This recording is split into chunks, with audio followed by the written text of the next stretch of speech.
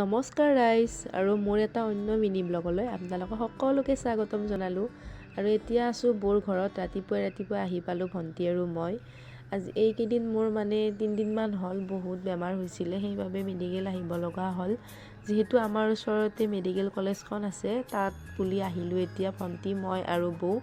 এইকেইদিন ভালদৰে খাব পৰা নাই, শুব পৰা নাই। তাৰ কাৰণটো হৈছে কি পেটৰ প্ৰব্লেম, আৰু মোৰ পেটৰ বিষ এটা হৈ আছিলে। সেইবাবে বহুত অসহ্য আৰু কি ক'ম, বহুত মেডিচিনো খালোঁ, নাই ভাল পোৱা। গতিকে এবাৰ দেখাই লওঁ বুলি এয়া টিকটটো কৰি ল'লোঁ।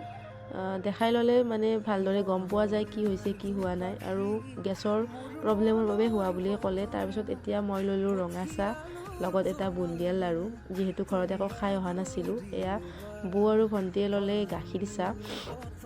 এতিয়া আহি পালোঁ ঘৰ, আৰু আহিয়ে এতিয়া বেলেগ একো নাই, মেডিচিন হৈ গৈছে লাইফটো। তাকেই ভাবিছোঁ আৰু বহুত দিছে, খাব লাগিব।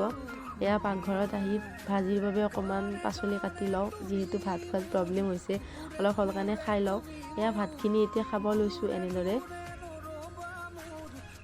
এয়া ভাত খোৱাৰ পিছত আৰু বেলেগ কি কাম, আৰু মেডিচিন যিহেতু।